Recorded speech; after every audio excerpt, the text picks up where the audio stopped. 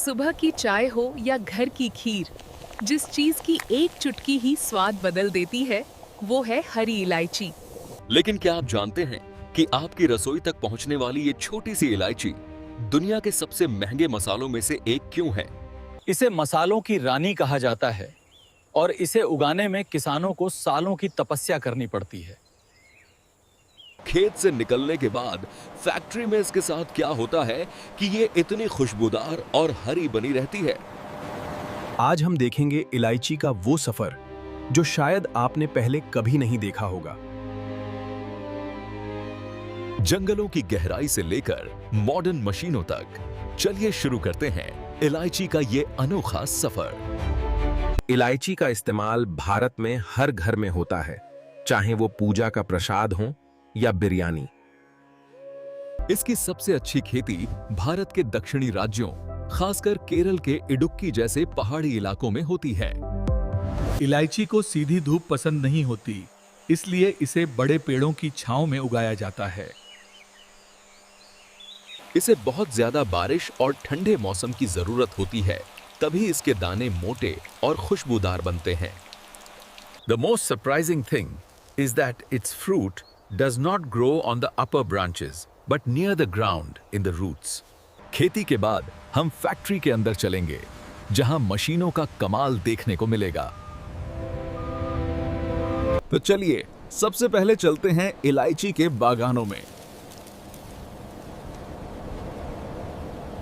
इसकी शुरुआत होती है छोटे पौधों की रोपाई से, जिन्हें बहुत सावधानी से नर्सरी में तैयार किया जाता है। पौधा लगाने के बाद किसान को कम से कम 2 से 3 साल इंतजार करना पड़ता है पहली फसल के लिए। During this period, continuous care, fertilization, and the work of removing weeds continues. 3 साल बाद पौधे के निचले हिस्से से लंबी टहनी निकलती है, जिस पर बेहद खूबसूरत फूल आते हैं। इन फूलों में परागण यानी पॉलिनेशन होना जरूरी है, जो मधुमक्खियां करती हैं। यही फूल धीरे धीरे एक छोटे हरे फल में बदल जाता है, जिसे हम इलायची का कैप्सूल कहते हैं। ये फल गुच्छों में लगते हैं, लेकिन सभी एक साथ नहीं पकते। किसान को पहचानना होता है कि कौन सा दाना पूरी तरह पक चुका है और कौन सा अभी कच्चा है। अगर कच्ची इलायची तोड़ ली गई तो सूखने पर वो पिचक जाएगी और उसका बाजार में कोई दाम नहीं मिलेगा। मानसून के दौरान इलायची के बागान सबसे ज्यादा हरे भरे होते हैं, लेकिन बीमारी का खतरा भी बढ़ जाता है। कीड़ों से बचाने के लिए समय समय पर दवाइयों का छिड़काव भी जरूरी होता है। जब दाने गहरे हरे रंग के और ठोस हो जाते हैं, तब तुड़ाई का समय आता है। अब शुरू होता है सबसे मेहनत वाला काम, हार्वेस्टिंग यानी फसल की कटाई। मजदूरों को झुककर काम करना पड़ता है, क्योंकि फल जमीन के पास होते हैं। एक ही गुच्छे से सिर्फ पके हुए दाने तोड़े जाते हैं, बाकी को अगली बार के लिए छोड़ दिया जाता है। पहाड़ी ढलान और बारिश की वजह से यहाँ चलना भी मुश्किल होता है, फिर भी ये मजदूर अपना काम बखूबी करते हैं। एक मजदूर दिन भर में कई किलो इलायची तोड़ता है, लेकिन अभी इसमें पानी का वजन ज्यादा है। शाम होते ही सारी तोड़ी गई इलायची को इकट्ठा करके प्रोसेसिंग सेंटर की तरफ भेजा जाता है। खेत से निकलने के बाद इलायची को तुरंत फैक्ट्री या प्रोसेसिंग यूनिट्स लाया जाता है। अगर इसे ज्यादा देर तक बोरों में रखा गया तो ये सड़ सकती है, इसलिए काम जल्दी शुरू होता है। सबसे पहले इन पर लगी मिट्टी और धूल को हटाना जरूरी है। कई जगह इसे साफ पानी से धोया जाता है, ताकि इस पर लगा कीचड़ पूरी तरह साफ हो जाए। धुलने के बाद इलायची का हरा रंग और भी चमकने लगता है। मशीन में डालने से पहले मोटे तौर पर कंकड़ या पत्ते हाथ से हटा दिए जाते हैं। पुराने जमाने में इसे धूप में सुखाया जाता था, लेकिन उससे इलायची का रंग फीका पड़ जाता था। तार की जाली वाली ट्रे पर इलायची की पतली परत बिछाई जाती है ताकि हवा आर पार हो सके। इन ट्रेस को एक के ऊपर एक रैक में लगाकर भट्टी वाले कमरे में बंद कर दिया जाता है। दरवाजा बंद होने के बाद गर्म हवा का प्रवाह शुरू होता है। पाइपों के जरिए गर्म हवा हर दाने तक पहुंचती है और धीरे धीरे उसकी नमी सोख लेती है। यह प्रक्रिया करीब 18 से 24 घंटे तक चलती है और यही वो स्टेप है जो इलायची की क्वालिटी तय करता है। भट्टी का तापमान न तो बहुत ज्यादा होना चाहिए और न ही बहुत कम। अगर गर्मी ज्यादा हुई तो इलायची जल जाएगी और काली पड़ जाएगी। ध्यान रखा जाता है कि धुआं इलायची तक न पहुंचे, वरना स्वाद खराब हो सकता है।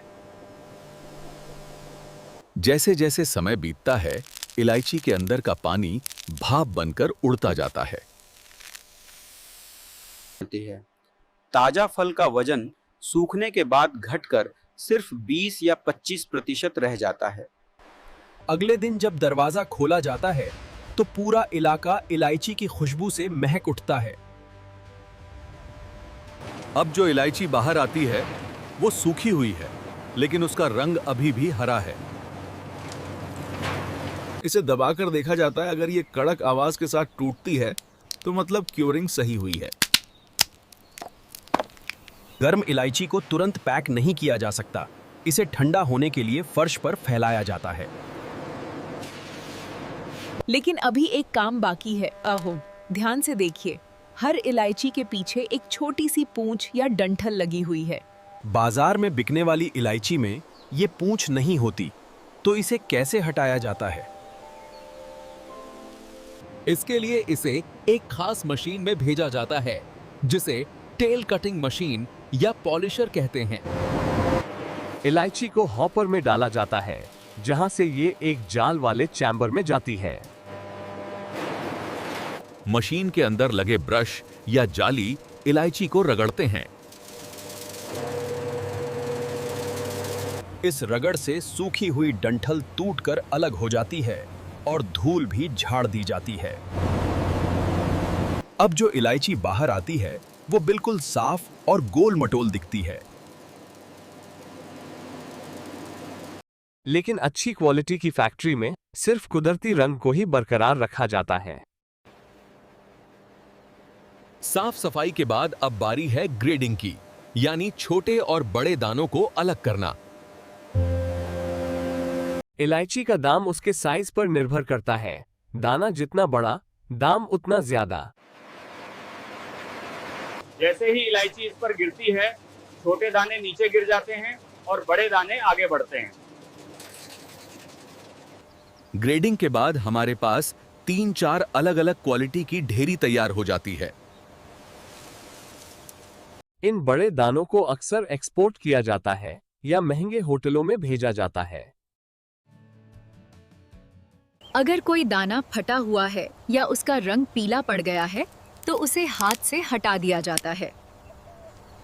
कुछ इलायची देखने में ठीक लगती हैं, लेकिन अंदर से खाली होती हैं। उन्हें भी छांटना जरूरी है। दानों के अंदर का काला बीज और उसका तेल ही असली स्वाद देता है।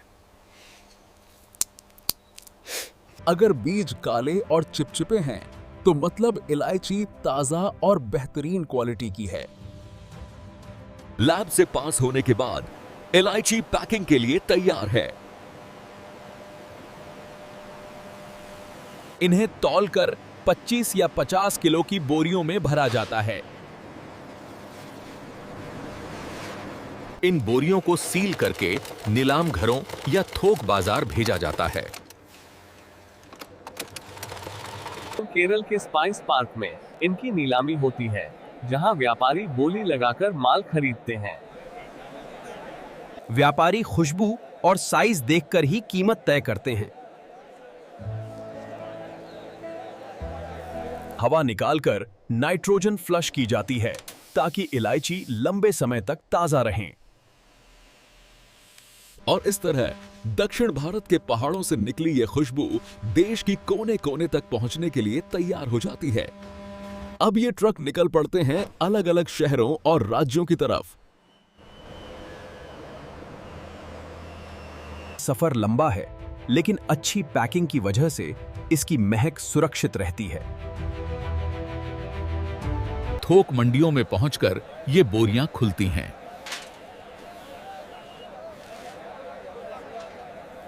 दुकानदार क्वालिटी के हिसाब से आपको अलग अलग भाव बताते हैं। बता नहीं। जब आप घर पर पैकेट खोलते हैं तो वही पहाड़ों वाली ताजगी आपको महसूस होती है। इसे कूटकर चाय में डालिए या पीसकर मिठाई में, इसका कोई जवाब नहीं। भारत की मिठाइयां तो इलायची के बिना अधूरी मानी जाती हैं। सिर्फ स्वाद ही नहीं, आयुर्वेद में भी इलायची को पाचन और सांस की ताजगी के लिए बहुत गुणकारी माना गया है। खाने के बाद इसे माउथ फ्रेशनर की तरह इस्तेमाल करना एक पुरानी परंपरा है। लेकिन इस छोटे से दाने के पीछे जो मेहनत है वो इसे अनमोल बनाती है। यही वजह है कि इलायची को क्वीन ऑफ स्पाइसेस यानी मसालों की रानी कहा जाता है। कुदरत और इंसान की मेहनत का यह संगम वाकई अद्भुत है। तो दोस्तों, ये था इलायची का खेत से लेकर आपकी चाय की प्याली तक का पूरा सफर। अगली बार जब आप इलायची वाली चाय पिएं, तो याद कीजिएगा कि ये किन हसीन वादियों से होकर आई है। क्या आप जानते हैं कि केसर के बाद इलायची दुनिया का दूसरा या तीसरा सबसे महंगा मसाला माना जाता है? इसकी कीमत इसलिए ज्यादा है क्योंकि इसे मशीनों से हार्वेस्ट नहीं किया जा सकता, सिर्फ हाथ से ही तोड़ा जा सकता है। भारत के अलावा ग्वाटेमाला भी इलायची का बहुत बड़ा उत्पादक देश है। लेकिन भारतीय इलायची, खासकर मालाबार और मैसूर वैरायटी, अपनी खुशबू के लिए दुनिया भर में बेस्ट मानी जाती हैं। इलायची का इस्तेमाल सिर्फ खाने में नहीं, बल्कि परफ्यूम और दवाइयां बनाने में भी होता है। फैक्ट्री के एक हिस्से में खराब दिखने वाली इलायची से तेल भी निकाला जाता है। ये तेल बहुत कीमती होता है और कॉस्मेटिक्स इंडस्ट्री में इसकी भारी मांग है। ये पर्यावरण के लिए अच्छा है, लेकिन बड़े पैमाने पर अभी भी इलेक्ट्रिक या लकड़ी की भट्टियां ही चलती हैं। ईंधन के तौर पर अक्सर जलाऊ लकड़ी या बायोमास ब्रिक का इस्तेमाल किया जाता है। मॉडर्न फैक्ट्रियों में प्रदूषण कम करने के लिए चिमनी में खास फिल्टर भी लगाए जाते हैं। इलायची उद्योग ने पहाड़ी क्षेत्रों में हजारों महिलाओं को रोजगार दिया है। इनके कुशल हाथों के बिना इतनी बारीक छंटाई मुमकिन नहीं हो पाती। गोदामों में सुरक्षा के कड़े इंतजाम होते हैं ताकि नमी या चूहे नुकसान न पहुंचा सकें। सफाई का ध्यान रखना बहुत जरूरी है, क्योंकि यह एक खाद्य पदार्थ है। सप्लाई चेन की ये कड़ी काफी लंबी होती है, जिससे हर स्टेप पर दाम बढ़ता जाता है। आजकल किसान मोबाइल पर ही मंडी का भाव चेक कर लेते हैं, जो एक अच्छी बात है। सूरज ढलने के साथ ही बागानों में शांति छा जाती है, लेकिन फैक्ट्री में काम चलता रहता है। इलायची उगाने वाले और प्रोसेस करने वाले लोग खुद भी अपनी चाय में इसका लुत्फ उठाते हैं। यही तो खूबसूरती है इस मसाले की। ये अमीर और गरीब सबकी चाय में मिठास घोलता है। उम्मीद है आज आपको अपनी रसोई में रखी इस शीशी की अहमियत समझ आ गई होगी। तकनीक और परंपरा का यह मेल ही भारतीय मसालों को विश्व स्तर पर नंबर 1 रखता है। हमें अपने किसानों और कुदरत का शुक्रिया अदा करना चाहिए। हाँ, तो कमेंट में उस चीज का नाम लिखें और चैनल को सब्सक्राइब जरूर करें।